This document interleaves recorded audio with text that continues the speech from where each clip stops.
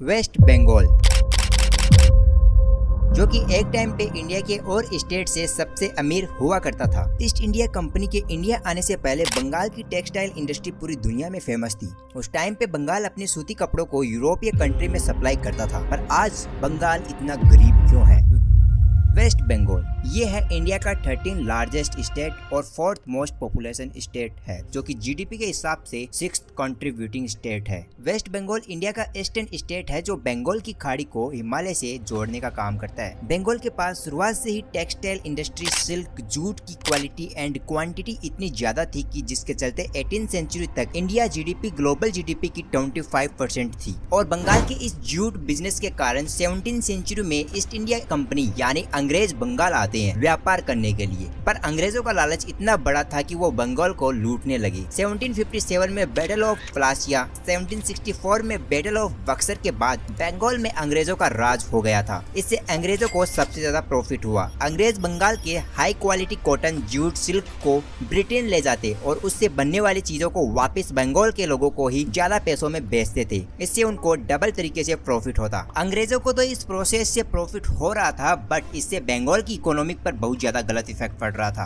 और उसके बाद अंग्रेजों ने वहां के लोगों से हफ्ता वसूलना शुरू कर दिया। अंग्रेजों की शोषण के कारण 1943 तक वहां के लोगों को भयंकर गरीबी का सामना करना पड़ा और अकाल के कारण बंगाल में 30 लाख लोग मारे गए, जिसके पीछे ब्रिटेन के पीएम विंस्टन चर्चिल का हाथ था, क्योंकि 1939 से लेकर 1945 तक वर्ल्ड वॉर चल रहा था। तो उस दौरान ब्रिटेन के पीएम ने बंगाल से होने वाले चावल को अपनी आर्मी के लिए स्टोर करना शुरू कर दिया और इसी से बंगाल में फूड क्राइसिस बढ़ने लगा। और इस फूड क्राइसिस से इंडिया में और भी लोग थे जो कि अलग अलग बीमारियों से मरने लगे। साल 1947 को जब भारत आजाद हुआ तो उस टाइम पे बंगाल के पास गोल्डन चांस था अपनी अर्थव्यवस्था को वापस से पटरी पे लाने के लिए, बट ऐसा हुआ नहीं। अभी बंगाल सही तरीके से अपने दोनों पैरों पर खड़ा भी नहीं हुआ कि 1947 में ही भारत और पाकिस्तान का पार्टीशन हो गया। उसमें इंडिया के पास बंगाल का वो हिस्सा रहा जिसमें 5 जूट माइल्स थी, बट ईस्टर्न पाकिस्तान की तरफ 75% लैंड चली गई जिसमें जूट की खेती होती थी। और इस पार्टीशन के बाद वेस्ट बंगाल और ईस्ट पाकिस्तान के बीच एक एग्रीमेंट होता है जिससे इन दोनों देशों से होने वाले इंपोर्ट एंड एक्सपोर्ट पर टैक्स नहीं लगेगा,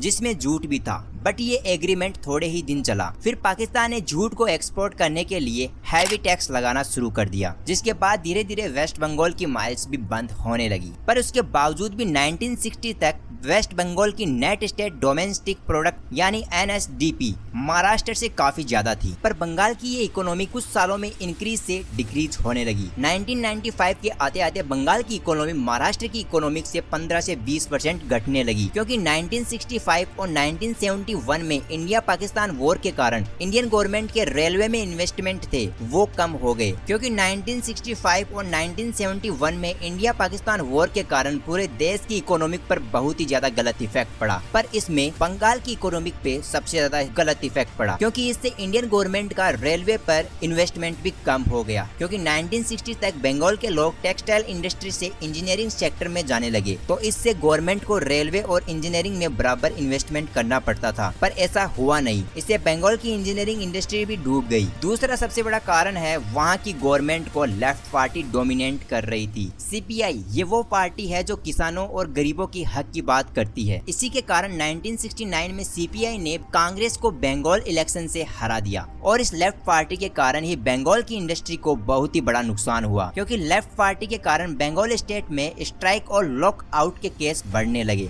अब ये स्ट्राइक और लॉकआउट क्या होता है, चलिए इसके बारे में जानते हैं। स्ट्राइक वो होता है जहाँ पर कर्मचारी काम करने से मना करते हैं, और लॉकआउट वो होता है जिसमें मैनेजमेंट उनसे काम करवाने से मना करते हैं। और इसी के कारण ही बहुत सारी कंपनी इस स्ट्राइक और लॉकआउट से परेशान होकर वो वेस्ट बंगाल से सीधा महाराष्ट्र और गुजरात में शिफ्ट हो गई, जिससे बंगाल में प्राइवेट इन्वेस्टमेंट पूरी तरीके से बंद हो गया। और इसके बाद 1971 में बंगाल वॉर के बाद वहाँ ज्यादा मात्रा में माइग्रेशन शुरू हुआ। Refugee relief and rehabilitation department के अकॉर्डिंग 1971 वॉर में ईस्ट पाकिस्तान के 60 लाख लोगों ने वेस्ट बंगाल में एंटर किया और करीब 10 सालों के बाद ये नंबर 60 से 80 लाख तक पहुँच गए थे। और इन इन सब रीजन के कारण ही बंगाल की इकोनॉमिक डाउन में चली गई और इन सब इमिग्रेंट्स के कारण ही बंगाल के अंदर कभी कभी वायलेंस भी होता है। तो ये थे बंगाल की इकोनॉमिक डाउन होने के कुछ रीजन। सो दोस्तों, क्या आपको इस वीडियो को देखने में मजा आया है? तो वीडियो को like, share, comment and channel को सब्सक्राइब करना मत भूलना। तब तक के लिए मिलते हैं